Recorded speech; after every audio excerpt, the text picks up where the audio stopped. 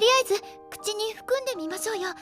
新しい味に出会えるかもですよ。でも私もうすでに全20種類の味知ってますから。ここ3週間ずっとピザだったんですもん。お腹鳴ってるじゃないですか。それに違うんです。